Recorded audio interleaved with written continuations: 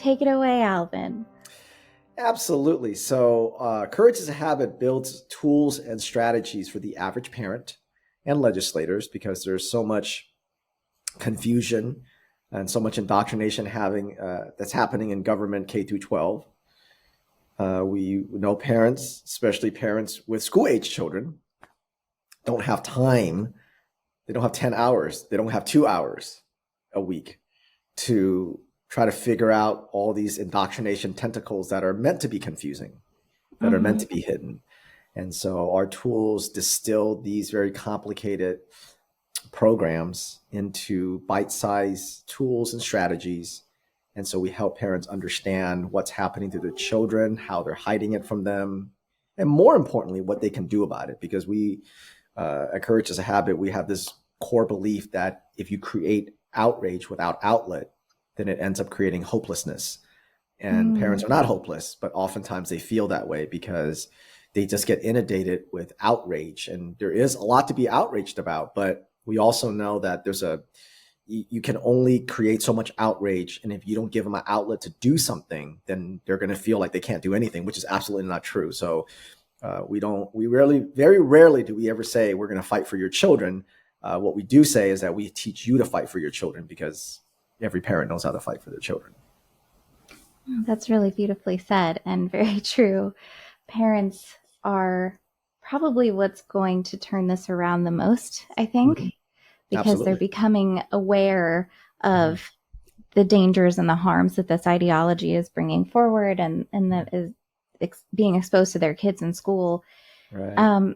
The most disturbing thing, I think, to me is that they are creating gender dysphoria in kids who are very young, who wouldn't have otherwise felt these feelings. I felt these feelings because of cultural pressures, because of things from my family, their own issues that they were bringing into parenting and things like that, that I didn't even know shaped me that way fundamentally until much later. I just thought this was something I knew about myself.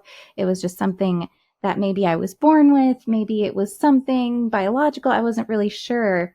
And I was always trying to find that out. And then unpacking that really helped kind of bring up that revelation that, oh, this is like fundamental parenting stuff and childhood things. And so it's really disturbing to me that they are introducing these ideas into children who would not feel this way.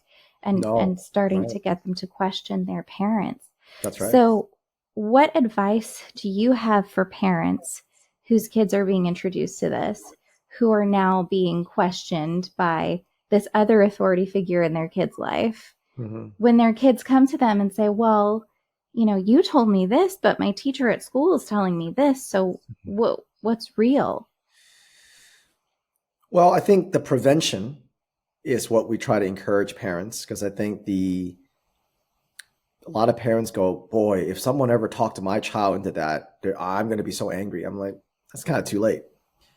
You can always save your children. There's always ways that you can get them out of it, but you do not want to find yourself on that transgender cult train, because once your children get on that train, it's very difficult to get them off. So I'll answer the question, but the best way is to prevent your child from being on that train in the first place. So there's a couple of tools. I'll send it to you separately so that you can have it in your show notes for people to download. Okay. The first thing is a series that we call Behind Closed Doors. We did an exposure of the school counselors. Specifically, it's the American School Counselor Association, or we call them ASCA, A-S-C-A. ASCA is an organization that trains and gives the objectives for school counselors in public K through 12. They're the biggest purveyor of the transgender cult. Certainly, there are a lot of teachers that push it in their classrooms and the way they talk about things, the pronouns, and all the transgender cult language. But it's the school counselors that are the biggest purveyors of this because they have access to children. And as you and I both know, the majority of kids that get wrapped up in the cult have other issues, that underlining issues that they're dealing with. sexual abuse, bulimia, cutting, depression, anxiety, high anxiety, on and on and on. Mm-hmm. So the counselors take advantage of that and they start moving them to that transgender train on the cult. So the first thing I want everyone to download is something called Behind Closed Doors. We have 6 parts, but I'll give you the first part. And you can link to our website to go to the other parts if you like. But at the end, we talk about what the school counselors do. We expose them. That's what Behind Closed Doors did and does. It exposes the school counselors so parents understand they're not the guidance counselors that they went to school with. They don't exist anymore. There's no guidance counselors. There's school counselors. And it's that mental health Trojan horse. So the first thing is parents got to stop saying we need better mental health. Stop saying that in public schools because they agree with you and go, yes, I agree. Let's bring in more social emotional learning. Let's bring in more counselors. And you're walking right into that transgender trap. So download Behind Closed Doors. At the very end of that tool, it's an opt-out form. If you have 3 kids, you fill out 3 forms. You fill it out every year. You make sure you email it. You make sure they acknowledge it. And no mental health professionals should ever talk to your child without your presence, without your consent. There's zero reason why you as a parent should want these counselors talking to your child or your children because you didn't vet them. You didn't get referrals. You didn't get testimonials. You have no idea who these people are, but we know who they are. We know exactly how they're trained. If you take your child to a dentist, you vet that dentist. You ask your friends and family. You ask other moms, where are you taking your child? Oh, he was great. No, he wasn't that great. So before you take your child to piano class or gymnastics, you do your research, you do your referrals, you do your reviews, you go visit the place. Somehow in schools, we just drop them off and we don't vet them. We don't. That's a very good point. That's a very good point. We don't behave like this as parents. The only time we do that is in schools. I actually have an anecdote of my own with that. Unfortunately, I was raped by my boyfriend in middle school, and it was terrible, terrible, terrible. And thankfully, I've done a lot of work and things like that to get past that. But my family didn't think it was a good idea to take me out of school because they weren't able to do homeschooling or anything like that. And the county wouldn't let us switch schools. So I had to stay in the school. And he also had to stay in the school while the investigation was undergoing with the police and everything. And he was actually pretty good about leaving me alone and that kind of thing. But the school, because everybody at the school knew, because that's just the nature of the schools. When there's a scandal, everybody talks about it. And there had been some bullying from his friends on my part. So the school thought it would be super cool if they did peer mediation between me and him. So without consenting with my family during what they knew was an active police investigation, they got him and me into a room alone with 2 other students upon the advice of the school counselors, 2 other students to mediate between us when we should not have been speaking. They should not have been involved at all as minors either. And this was a police investigation. We weren't supposed to be talking to each other or anything like that. And my mom found out and she called and it was infuriated. This was mandatory, by the way. Neither of us were able to say no. Otherwise, we would be penalized by the administration for not going. And no one had any idea until we went home and told our parents, both sides of which were really angry. His because they didn't want something incriminating to come out and work against him. And then my family for putting me in that situation. Yeah. So it was really not a great thing. And again, it was not something that was ever run by any of the parents.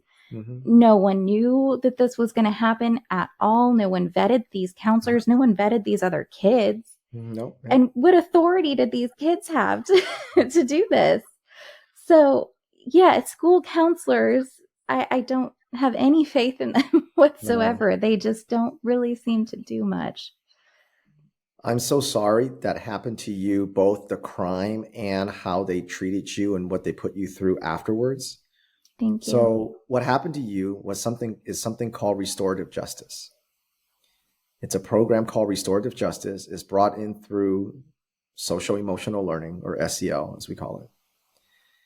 And restorative justice says that before, when a crime happens or bullying or someone gets attacked, you have someone who is attacked, and then the person who is the bully or the attacker gets suspended and things of that nature. Restorative justice says we need to understand from the attacker standpoint why he did it, because it could be systemic racism, it could be lived experiences, could be past trauma. So we need to, and then they have something, what you went through was something called community circle. And so this is what is completely overtaken all K through 12, regardless if you're in a blue or red state. So the school counselors obviously are the water carriers. They're the executors of this social emotional learning, which brings in the transgender ideology. It brings in critical race theory. But restorative justice is a big piece of critical race theory. It says that the person committing the crime is not necessarily their fault.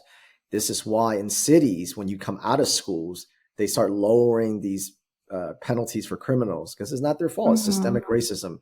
It's lived experiences. It's trauma, those kind of things. So what happened to you is not just that the counselors, which is they're awful, is that the culture in schools, that the critical race theory and the restorative justice. So I'm very, very sorry that happened to you, because likely nobody understood why they did it, but that's why it's called restorative justice. See, I didn't know that that's what it was called, because this was way before like these DEI policies were introduced. This was way before critical race theory was popularized in our culture and things like that. That's right. We kind of sort of had that where it was, oh, we have to be tolerant of each other was the messaging. Yeah. And so these things take some time, right? It starts a little bit, and you can see it. Certain states will have it more than others. Right. If this happened, probably maybe over 10 years ago, probably something like that. It's just obviously, yeah. So, but that's the same before they started to really calcify it. These were the things, these were the little pieces that they put in. And then when social emotional learning became the official culture in terms of the way they did the surveys and everything, that's when it really swept. But the pieces of that were in certain schools already, and unfortunately, your school had that, and it's just the counselors they're awful. Yeah, it was 20 years ago, actually, now that I think about it, because Wow. I was thinking about my age, and I'm like, wow, yeah, that was over 20 years ago now. Yeah. And it's shocking that even then things like this were going on, and even then we were having these problems. Yeah. Now it just seems to have gotten worse, to where it spreads to like the classroom wide gets this exposure to this stuff and these policies. So you're not even really allowed to be hurt or feel confused or anything, because that might make the aggressor or the person who's making you feel that way feel that way. It depends. If you're a boy looking to go in a girl's room, you can then allow to be felt that way. So it depends on where you fit in the victimhood hierarchy. That's true. And it's weird, because as the victim of someone who's transgressing on your like boundaries or anything, you're seen as, oh, well, you're being transgressed upon. That must mean that you have some kind of privilege, but it doesn't work for the person who's committing that transgression. So it's really backwards. But then they ask you to have the same sympathies for their background and things that the other person doesn't have for yours. Right. And I've seen this too, just with my background of coming from a family of mostly immigrants. Yeah. I'm first generation American. So I see that a lot with like, oh, immigrants have this and this, so we can't get mad at them. We have to let them just have everything. There's a lot of homelessness and a lot of issues here that we need taken care of before we start bringing more people in to take care of. And yeah, it's it's It's very messy. weaponizing what we try to teach parents. The other thing that Courage is a Habit does is we teach parents to recognize that they've been brainwashed first. And this Mm, extends outside of schools. It can extend out to anybody, fighting this culture war, going, what is going on? Why is all this happening? It's we've allowed people to weaponize our kindness. that's true. Anti-bullying, inclusion. Don't you want kids to feel belonging? What did they kill themselves? Well, people just want Yeah, to come here for a better life. Doesn't we're privileged, and these are these are words and phrases to weaponize people's kindness. that's true. Yeah. And that's so we don't have an oppression problem in America. We have an overabundance of empathy problem. Yes. And, who makes you want to feel bad for having boundaries? Right. It's not people who are truly oppressed. It's The usually only bullies. we always say the only people who don't like boundaries you set for children are people who don't want boundaries for children. Right, exactly. And So, what do you say to these teachers when they say things like my kids when they mhm, reference their mhm. classroom? Yeah, Because I've seen that a lot. My mom was a teacher's aide, and I was around teachers who said that were sure. friends of hers. And it always struck me as odd because Mm, it's like, well, they're not like your yeah. kids. So I'll answer that. Let me go back to your first question. I know we deviated a little bit, which was, like I said, the prevention is more Mm-hmm. important than the thing, than when it happens. So downloading behind closed doors, one, using the opt-out form, counselors, that's hugely important. The second one is something called stranger danger. We offer Mm, four strategies. Is certainly more than that, but we offer four, gets you started. And it's written in a way where each family can modify it to their own family values. And then also it depends on the age of the child. It's got to be right. appropriate for the age of the child. But we have four strategies. It's called stranger danger. That'll be the second thing I want you to put on your show notes.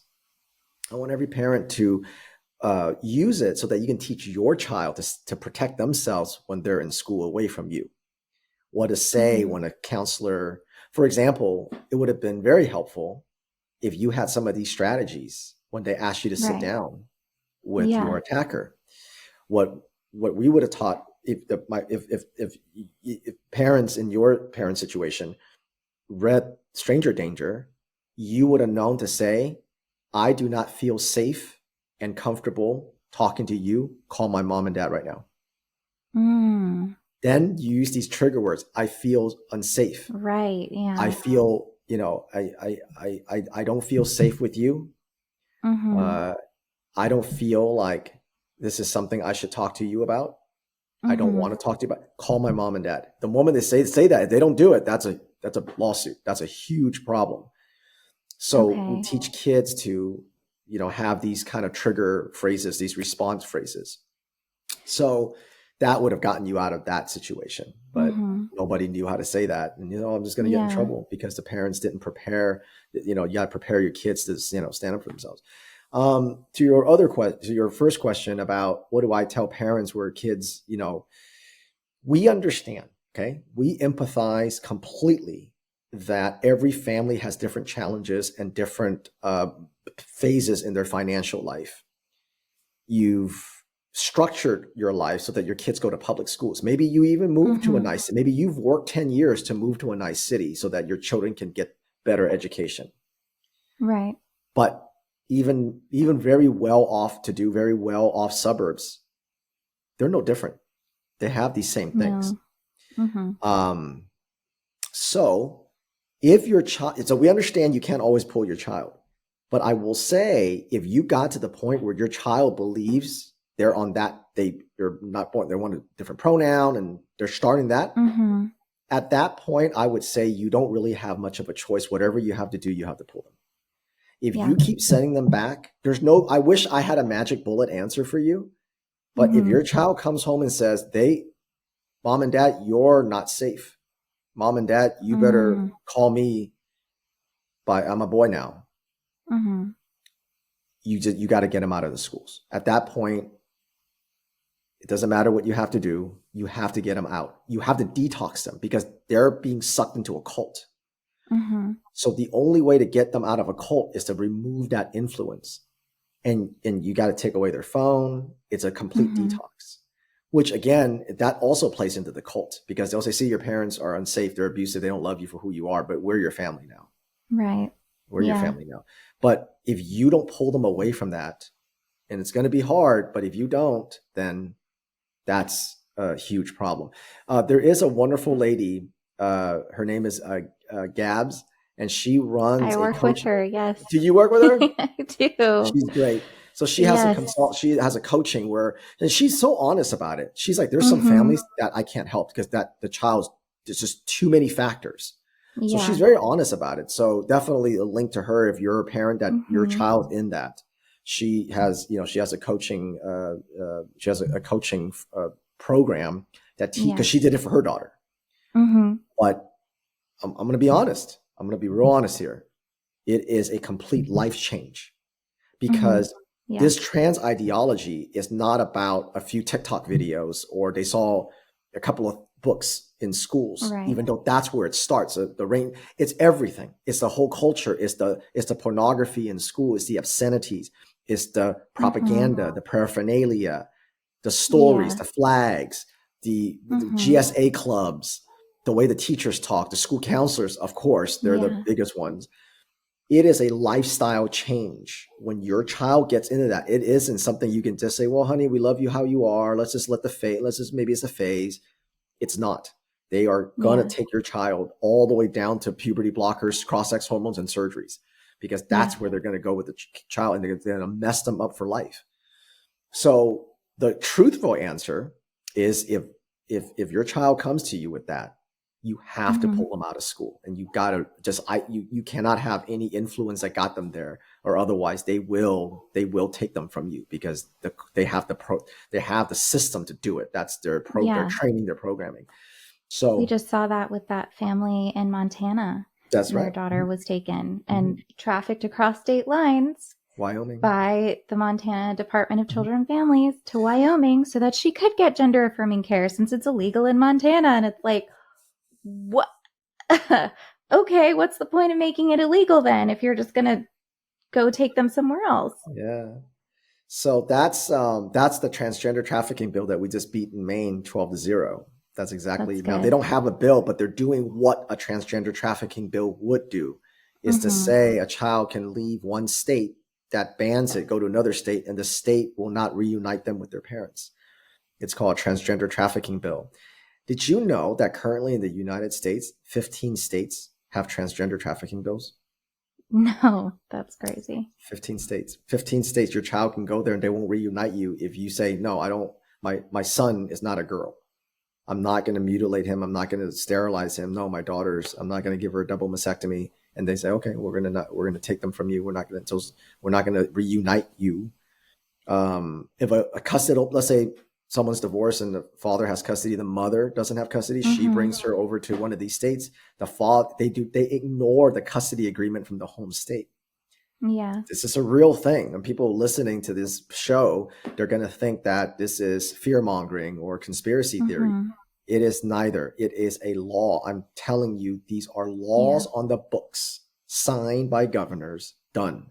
15 states. If you want to be technical, 12 states have transgender trafficking bills, and 3 of them have executive orders that does the same thing.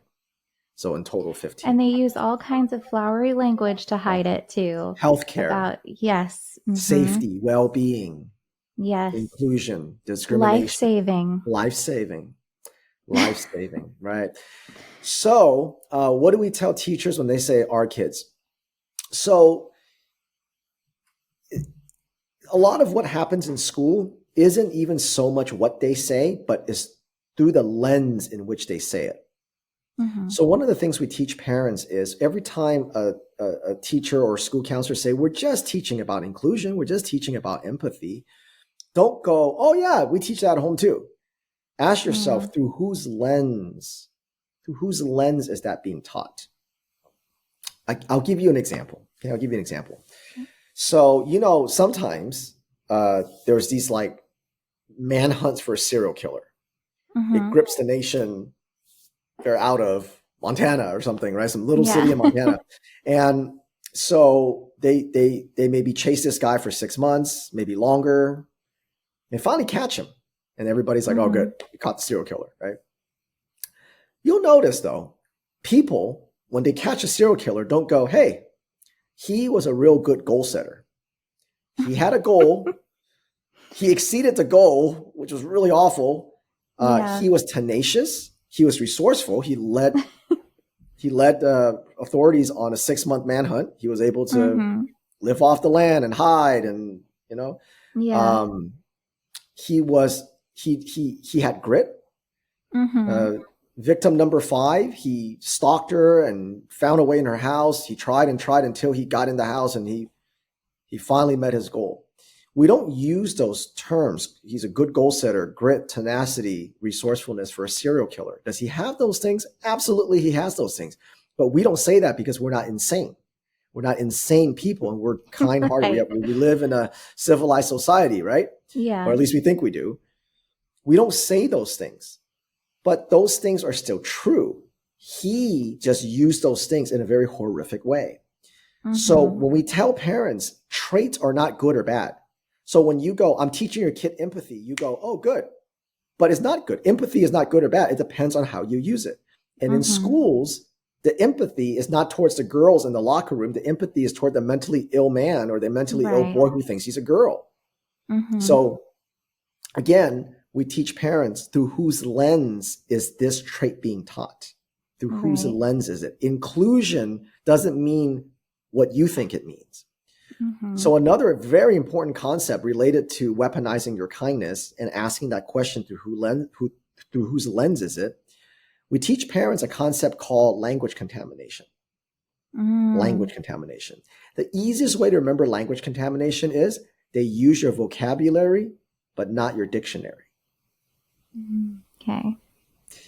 So when the teacher says, these are my kids, if you're talking about old Mrs. Murray from 1985, through her lens, she means absolutely no harm.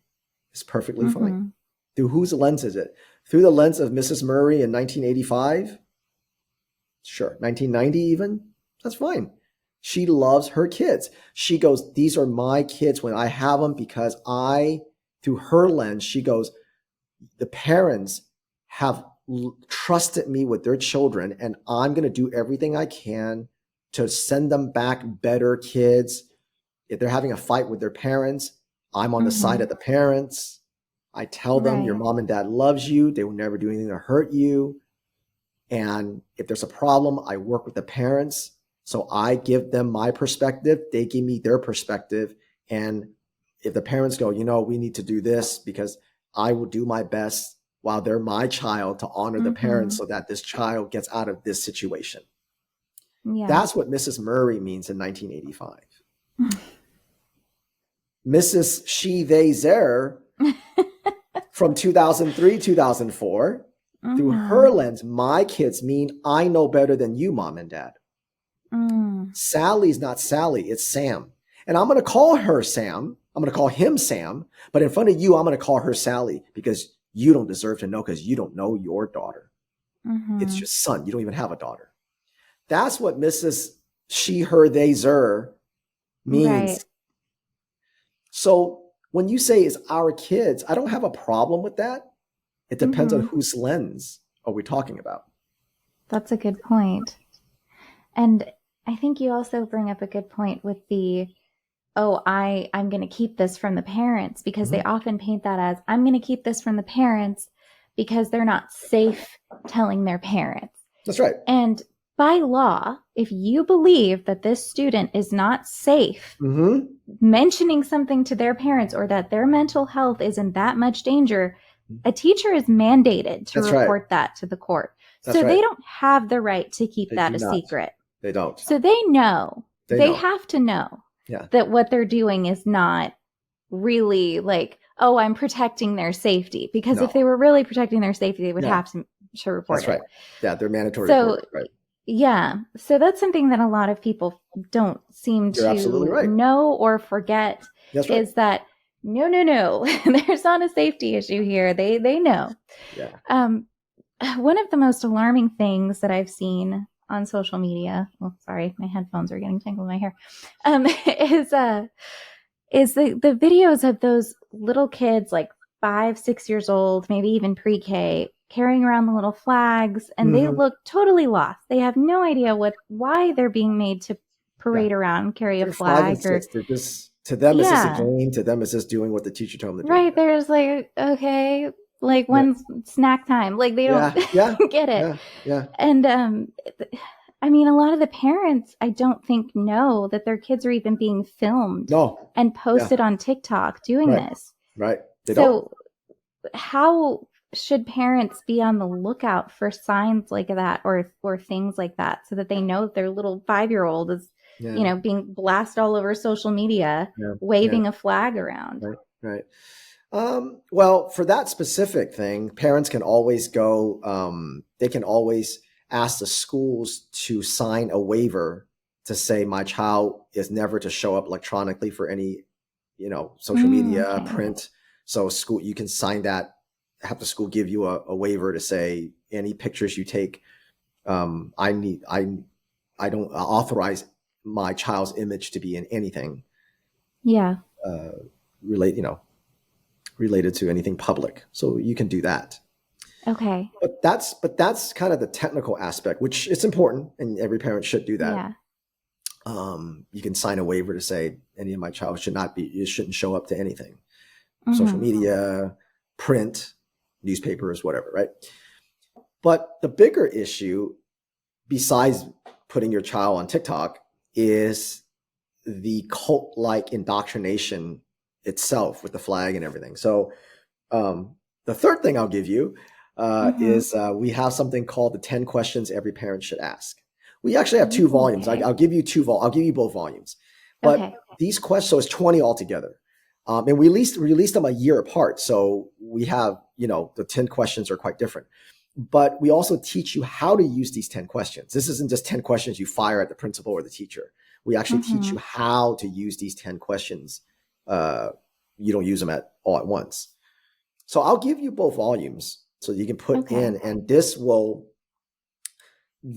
we encourage parents to set a meeting with the principal or superintendent, or Okay. both, and we teach them how to ask these questions. And these questions are written in a way that if they're lying and they have the word salad, their answer, they're lying. They're trying to hide something from you. So again, this is about prevention. Just like the question you asked me earlier, what do you say to parents when a child comes to them and say, I'm born in the wrong sex?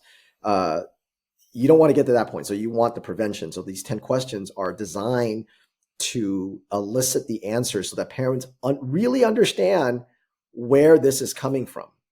So for example, in your example, the question would be, Mr. Principal, how do you believe a classroom should have trans and LGBTQ ABCD propaganda? Mm-hmm. If he says yes, then you got a bigger problem. Now you Right. know, right? If he Yeah. says no, then the follow-up is, how do you prevent teachers from bringing in this propaganda? What do you do? So you Mm-hmm. hold the principal responsible. So then all of a sudden your son comes home and says, I'm holding rainbow flags. It's not the Yeah. teachers that you go after, it's the principal. How Okay. are you preventing this? Right. So you see what I mean? You have to put the pressure on the right. I mean, you got to talk to the teachers too, of course, but Mm-hmm. you also want to put the pressure on someone who's supposed to be the leader. Right. Yeah. It's I don't know. It's just crazy how many of these videos are like all Oh over the yeah, place. yeah, I remember the first time I saw it, I was like, who gave permission to go yeah, film these kids? Like, yeah. it's Right. it really disturbed me, because it's this weird idea that, there is no, like, my child. Your child is the Yeah. community's child. Oh yeah, yeah, So, yeah. like, that's something I've been seeing more and more. I think there's a quote even from Biden where he was praising Mhm. someone for saying that. And I was like, Mm-hmm. my family's from Cuba. That sounds like pretty You know what that sounds like. communisty. Uh-huh. Yeah. Well, it is. Like what? Well, this is Ugh. why they're doing community schools.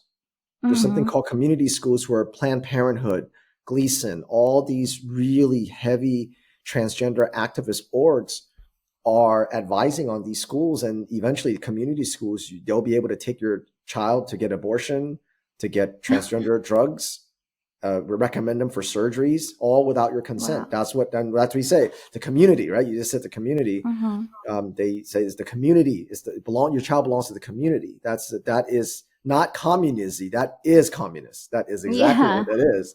And for those of you, like, my family, ran from China. My great grandfather left China. Okay. You have to run from China. Yeah. When communism came, Cuba, same situation. So we know that the blueprint isn't new. It's just new to America. Yeah. Yeah. It's creating the red guard. Yeah. They act like it's a very different new thing, and this hasn't been done before. It hasn't been done right before is the thing. It's like, oh, sweetie. Yeah. No, that's what the America. I know the critical race theorists. We call them CRT losers because they are losers. They're loser mentality. The CRT is a very loser mentality. It's always blaming other people, never take responsibility for your own actions. Digging into the past. But CRT losers always try to say we whitewash history. We don't whitewash history. We don't blackwash it. What we do is we redwash history. We redwash history so that Americans today have no idea when communism comes. Like right now, we're seeing communism come to the United States of America. We're seeing how the children are being separated from their parents, the red guard is being created. And every communist society has their own red guard, their version of it. And we're seeing our version of it today, but no one recognizes because we've completely removed all communist education in schools. And I say communist education, meaning teaching kids what communism actually is, the millions it kills, how it takes over. So because we redwash history, no one studies Mao. We study Hitler. Yeah. That's fine. We study Hitler. We all grew up studying Hitler. We know exactly what happened. Right. We know exactly what it was and the horrificness of it. But no one knows what Mao did. Right. And he is his body count in murdering dwarfs anything that Hitler has done. The fact that we don't teach that in schools, and what happened in Cuba, what happened in Venezuela, those places like this, it's a travesty because we don't recognize it. Well, the fact that we're seeing people even say now, like, I read Mein Kampf, and that's a good point. Like, I can't believe I'm seeing that in the modern world right now. I'm like, are you serious? Like, really? But I mean, it's the internet, so people are going to say whatever. That's why I tell people, don't be afraid to speak up now. Now's the perfect time. If this idiot can say, whatever about Hitler or whatnot, like, go for it. Say whatever you want to say. And say it loud and don't care. Just say it. Just whatever happens, man, because they can say all their stuff. So can we. We might as well do it now. That's why courage is a habit. Yes. So courage is a habit. How do we practice courage habitually? That's a great question. Best way anybody's ever put it to me. You have to first understand where our default is right now. And the default for most Americans is fear. Fear is their habit. And it happened very slowly. It's something very slow, like, just put that black square. Why don't you put the black square on your social media? It's just a rainbow sticker. What, you don't want to support gay people? Yeah. It's just an anti-bias training. Don't you want to learn how to get along better with your coworkers? Don't you want kids to feel safe? Yeah. And then it's just an equity statement. What do we need an equity statement? We have rules against anti-bullying at school, right? Don't you want people to feel included? Don't you want us to put out proclamation, an anti-discrimination proclamation, right? Those kind of things. So over time, every time you try to speak up, you get a finger pointed at your face and say, you're a bigot, you're a transphobe, you're a racist, right? You're a homophobe. And now they're coming after your kids, and they've now trained parents and adults and Americans. Their default operating system now is fear. I better not say that. I better not say this. It might be a microaggression. So now they fill in your head with all these words that actually means absolutely nothing. White supremacy, microaggressions, all that stuff, right? It's nothing, right? It's literally nothingness. It doesn't mean anything. But what it does is it generates fear, and it stops you from speaking out. Like you said, say it loudly and speak out, and they can't. And that's why they're now able to go after children. So to answer your very wonderfully placed question about habit being habitual, it's every time you feel that you should say something and I better not say it, you better not say it. You have to say it. Doesn't mean you're eloquent. Maybe you're not. Maybe it's not smooth, but you say it, even though your heart's coming out of your chest. Now, it's not going to feel this way the second and third time. You're still going to be scared, but it actually does get a little easier. It just doesn't feel like it. But after the 8th or the 10th or the 12th time, all of a sudden you're going to go, I'm still kind of nervous, but not as nervous as that first time. That first 2, 3, 4 times is the hardest, right?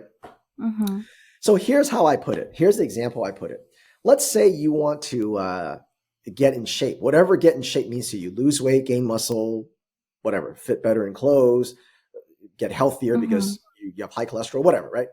So whatever your definition of getting in shape is, if you went to the gym for 1 week and you worked really hard for 5 days and you look in the mirror, absolutely nothing's changed, right?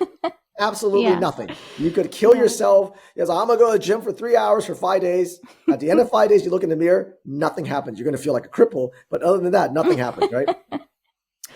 Now, but I don't know, okay? I don't know your body type. I don't know your metabolism, what your natural inclination is for how you respond to things. Everybody's a little different, right? There's like 5, 6, 7 body types, right?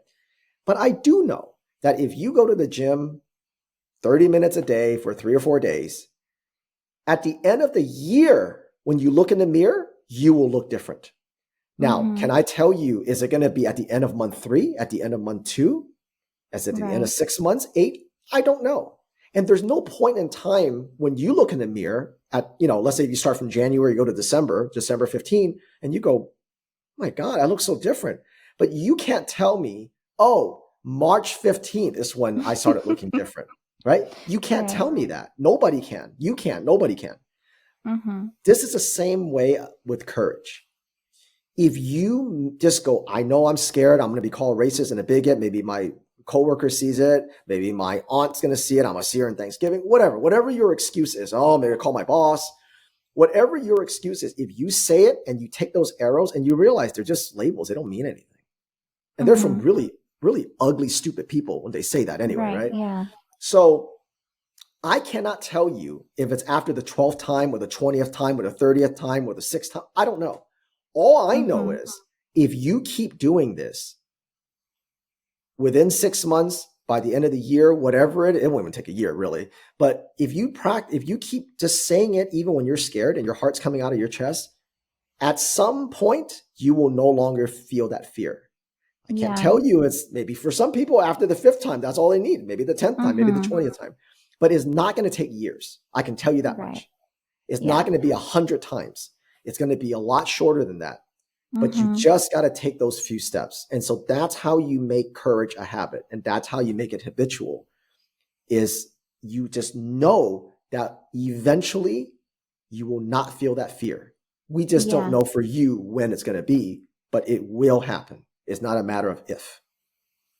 That's great. I think more people need to hear that. I keep thinking of my grandmother.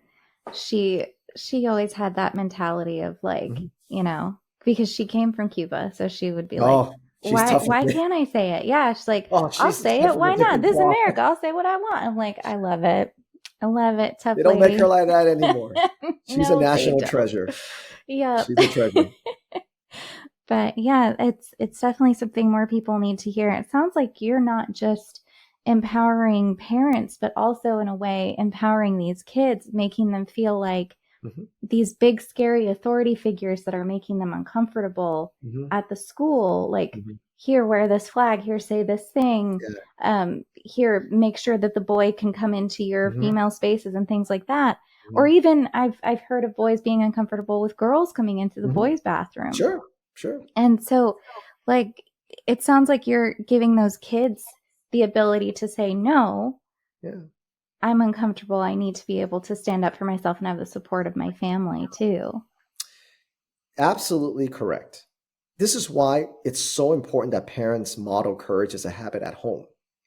If you're 10 and you're playing and you're running around, or you're 7, kids hear everything. And, your mom comes home and says, oh, they're doing this in school. They're putting this disgusting queer book in school, this obscene book.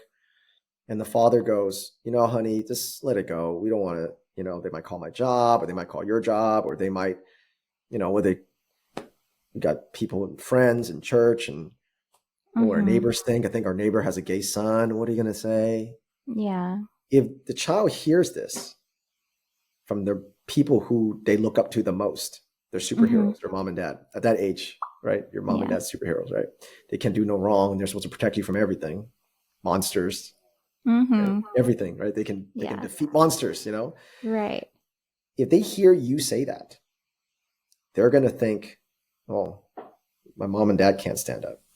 Then they know they're little. Every kid knows they're little, right? They go, I'm too little. I need a stool. They know they're little. So, and this is obviously the parental movement, again, with the schools and everything. The mama bears and the moms obviously have been the biggest driver on this. And I'm so very, very grateful for them. I work with a lot of great ones, Yeah. I'm very lucky. Fathers, however, is a different energy when a man walks into a room. It's a different energy when a father speaks. It is devastating when a child hears their father exhibit fear. The whole world falls apart when a father goes, we better not. Let's not make any waves. Yeah. When a child hears the father goes, what? Don't give me that book. I'm going to go in and talk to principal. No way my child's ever going to be exposed to that. And you pull your child in and say, honey, you're perfect the way you are. Daddy loves you exactly how you are. Don't you ever let anyone tell you that you're not perfect exactly how you're born. This is not something daddy will ever allow you to read. I'll take care of it. Now the child goes, that's my dad. And then they feel that, right? It is devastating when a child hears their father operate in fear. Yeah. And more men really need to understand that. Yeah. We definitely need more dads fighting these. We've got Moms for Liberty. We need some more dads. That's right. That's absolutely right. Right. They do an amazing job. A lot of the parental moms group do an amazing job. And, we've got several good ones. But the fathers, fathers don't even need a group. You just need to be a man who walk in there and say, no. Yeah. Absolutely not. Exactly. Yeah. And thank you for modeling that. I think we do need more men modeling that for other men, because I think they do often feel, the women got it. The moms have it. They're doing it. I'm tired. I'm working. I don't have time, which is understandable. It is totally unfair that they have put this on parents who don't have time. It's by design. It's by design. Yes. Yeah. It's by design. Oh, here, the state will take care of your kids while you're working. You just go, right. Yeah. We're going to we destroy the economy so that you both have to work. Exactly. Take care of your kids. No, it's all by design. No, it's empowering. What do you mean? Yeah. It's definitely not so they can exploit both parents. Absolutely. Yep. Absolutely. So it is, it is not easy.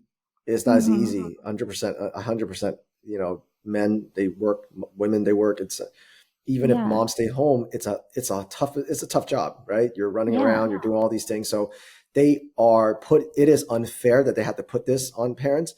But what I also remind parents, though, as hard as it is now to parent, there are parents who, like in your case, in my great grandfather's case, they had to cross to the other side of the planet to start all over again.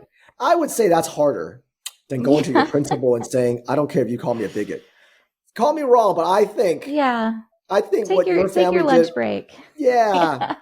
Yeah. Yeah. Maybe take a half a day off of work and, Yeah. so yes, I'm empathetic as to how difficult it is to make a living and for the middle class and all the stuff that, of course, we're seeing, especially now with the economy the last 3 years. I am not without empathy on that 100%. 100%. Yeah. But to say parenting is harder today than ever, parents have crossed oceans and died to give their kids a better life. Mm-hmm. You can be called a bigot and a transphobe by a blue-haired Zize, Zer. I think that's not hard. Yeah. That's not hard. It really isn't. Do you have any advice for parents on how to keep their cool when they're confronted with this stuff so that they don't, blow up or get removed from a board meeting or anything like that, like we've seen? Well, usually parents blow up is because they feel attacked and they feel like they're not prepared. Right. You don't have to blow up if you're always on offense. See, most people think blowing up is on offense, but blowing up actually is a reaction to not being on offense. Mm-hmm. So my best advice is always stay on offense. Reject every premise they give you. Kids going to kill themselves. Don't you want kids to feel safe? My best advice to keep from blowing up is to be indifferent to their attacks.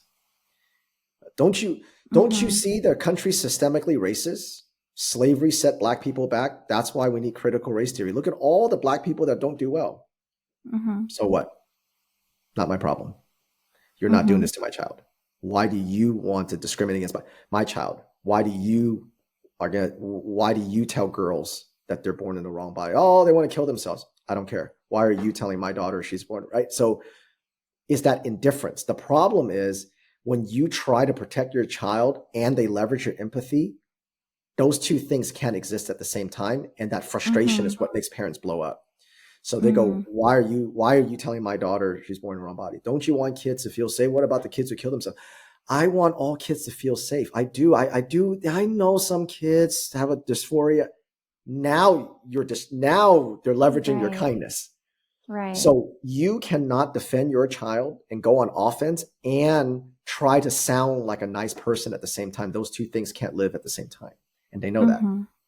You cannot be empathetic for systemic racism and kids killing themselves and try to put them on defense at the same time. Those two things can't exist. Right. So as hard as it is, you got to shut down that, because it's not real empathy. It's weaponized empathy. It's dishonest. Right. It's dishonest anyway. So you got to say, I don't care. I don't care. I don't care about anybody else. I just care about my child. Now back to you. And you just, then they'll blow up. They'll blow up because now they're, right. It happens every time. It happens. We deal with them every week. We deal with these transgender child mutilation advocates, all these people that want to push this kind of stuff on kids. They blow up all the time. They lose their minds because they cannot weaponize our empathy. They can't weaponize our kindness. Every time they try, we just go, not our problem. So what? Now back to you. And they blow because they realize, wait a minute, that was supposed to work. Yeah. They were supposed to say, no, my best friend is Black. Or no, my cousin's gay. No, I'm not a bigot. They don't care that your best friend's Black. They don't care your cousin's gay. They just want you. So a lot of times they don't care that you are, multiracial or Black or gay or whatever. They don't care about your labels that you have, because look at Gays Against Groomers and how they get treated. Look at Gays Against Groomers. Yeah. They call them homophobic. It's like, okay. I was like, okay, sure. But it's crazy. They call Black conservatives the black face of white supremacy. It's hilarious, right? They've jumped it. They've made a parody of all this stuff. They've made a parody of all of it. I heard them call Cubans white adjacent. So that's why we don't count in the Latino vote. It's because Asians, they're white adjacent. The Asians are the same thing. Yep. Asians are white adjacent. Like, I've had so many people accuse me of wearing a hood. I mean, it's just funny, right? So my hood. It's crazy considering, Cubans, just like every other Latin country, we're like every skin color under the book in just one country. It's Yeah, like, right. okay, Right. sure. Yeah. White adjacent. White adjacent is one of Yeah, those. They've ran out of real instances of white supremacy. So now they have to they put other have. people and you call them white adjacent. That's what I'm saying. They make up Yes. words like that. Can you imagine talking? See, this is why they make kids crazy. It'd be like, so Mm-hmm. what color's the sky? It's blue. Can you imagine if everyone talked like that? Mm-hmm. What color car would you like to buy? I like to buy a blue adjacent car. What is that?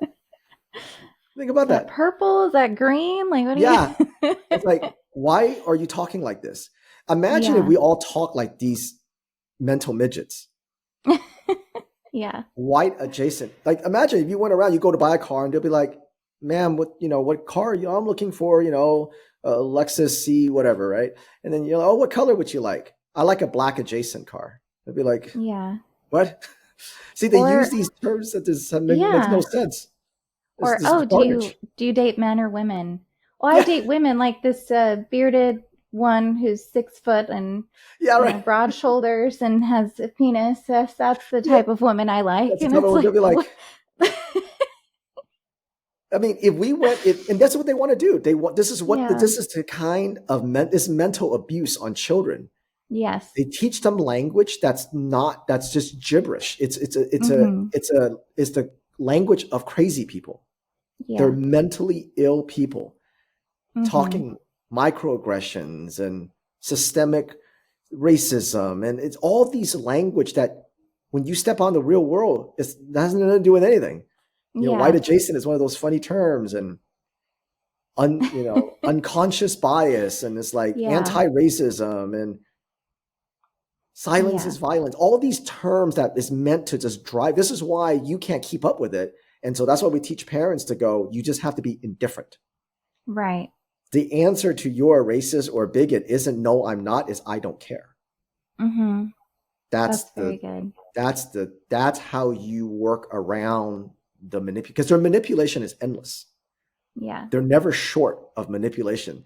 Right now, as you and I are talking, back in the Legion of Doom they're coming up, back in the Rainbow Jihad headquarters, they're coming up with, new... All kinds of, yeah. Well, they have to. They have to be the arbiters of all these terms and confuse everybody because it gives Yeah. them the authority. Only they That's know what right. these words mean. Yeah. And Yeah. so, yeah. Yeah. We released 15 new pronouns. So now you have 15 more chances to be transphobic. Yes. And it's just, so this is why that you just cannot. Mm-hmm. Right? You got to use my right pronoun. No, this hurts my feelings. I don't care. This makes me feel unseen. Yeah. Too bad. Then don't be seen. Yep. That's good. I feel marginalized. Great. Great. Congratulations. Yep. I think that's a very valuable attitude for people to have these days. And You have to. I think it's increasing because I think people are over it, to be yeah. honest. It's annoying. Everybody's tired of it. You can't do any one way. There's a video of some girl saying she was so hurt and upset because someone asked her if she was non-binary because she looked non-binary and she hated that she was right.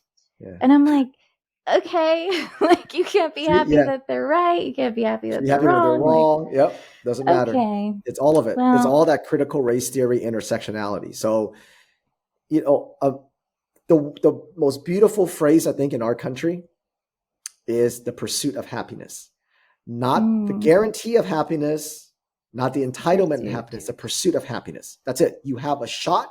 And in America, you can fail as many times as you want. No one says you only have 5 shots. No one says you only have 10 shots. There's literally no shots. I mean, I guess you can stop when you either quit or you die, right? So that's it. That's it. No more accommodations. No more, slavery this and this happened over here. And this is why we're still dealing with trauma. Then deal with it. Be a billionaire. Die on the street. Don't care. You're not coming after kids. Right. That's it. Doesn't matter. You want to be marginalized. You feel like you're oppressed, and be oppressed. Be oppressed and die poor. Don't be seen. Don't care. You're not coming after children. You are not doing this to innocent children who have not even started their life yet. And you're going to put this oppressor model because a kid's white or white adjacent, or they're black and you're telling them they're less than, they need this because they're black, or that they're born in the wrong body. All of that. Yeah. People have to have some indifference. They have to have indifference today. That's the only way to guard yourself against manipulation, emotional blackmail is indifference. It's not hate. It's not hate. And it's not caring. It's not empathy. It's not love. It's not hate. It's indifference. Indifference. This is the only time actually indifference probably is a very useful, because you can't be indifferent when you're in a relationship, when you're a parent, Right. when you're a spouse. You don't want to be indifferent to your girlfriend or boyfriend or to your friends or your parents, right? Right. Indifference is a killer of relationships, right? You don't want to do that. But when it comes to dishonest people like them, indifference is kryptonite to them. So it's a very useful tool, but only in this setting. So I encourage everyone to use it. Be indifferent. Well, thank you so much, Alvin, for coming on and giving everybody some really great tools to use for their kids, for their schools, for themselves. And we hope to have you on again and to work with you in the future. Thank you. I appreciate it. I really enjoyed this conversation, Cynthia. You were great.